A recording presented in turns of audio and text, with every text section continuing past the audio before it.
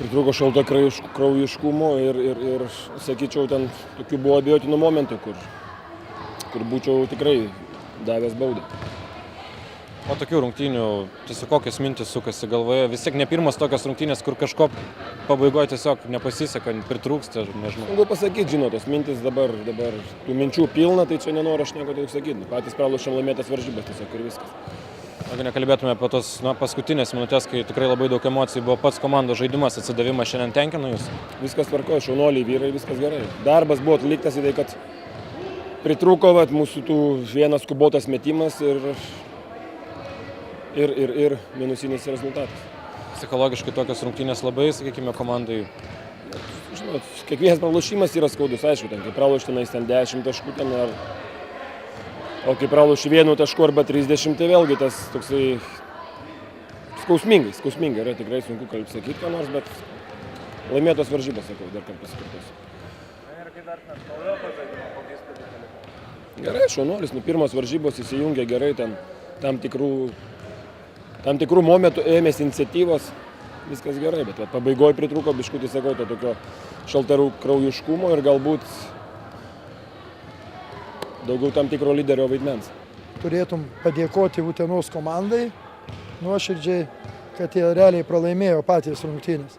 Aišku, ir mūsų vyrai, šaunuoliai ten spaudė, matėme, bet realiai vėl fortūna ir sakau, kad šiais metais toks čempionatas, kad jau ne pirmą kartą aš tokį pasisakymą sakau, kad vis dėlto mums vis nusišypsojo fortūna.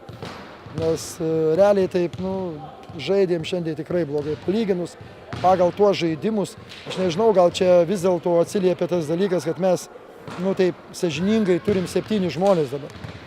Iš tų 7 vienas centras, kaip sakant, kuris pastoviai ten gali, Čepukaitis, Ivanauskas vienas įžaidėjas. Tai tos rotacijos, jeigu kažkokiam vienam žmogui neina žaidimas, tai ką gali, neturi kuo pakeisti. Nes būna dienų blogesnių vienam, kitam geresnių, aš sakau, gerai, kad taip baigėsi, bet šiandien visumoje blogai žaidė. Bet sakoma, kad sekasi stipriausiams.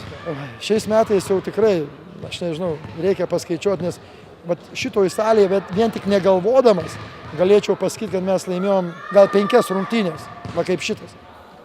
Tokias praeitais metais ir tas atletas, ir Šiauliai, ir praeitais Utena, ir dabar Utena, labai daug, nežinau nei ką pasakyti. Labai aišku džiaugiamės, nes vis dėlto išlaikom tą, kaip sakom, tą kovą dėl tų 3, 4, 2 gal netgi vietų. Stengiamės išlaikyti konkurenciją tokią, aš manau, kuo ta konkurencija didesnė, tuo įdomiau visiems žiūrovam. Tai sakau, mes stengiamės dėl žiūrovam ir manau, šiandien žmonės, kurie atėjo pažiūrėti, tikrai nenusivylė. Tokia pergalė tikrai superinė. Treneri, kai liko minutė 20 ir buvo -8. Prisipažinkit, ką sakėt, ar rėkėt vyrams, ką sakėt ant atsarginių žaidėjų suolelio per minutės pertraukėlę? Realiai, žinokit, gerai neatsimenu, bet visumoje taip įsivaizduoju, kad reikėjo.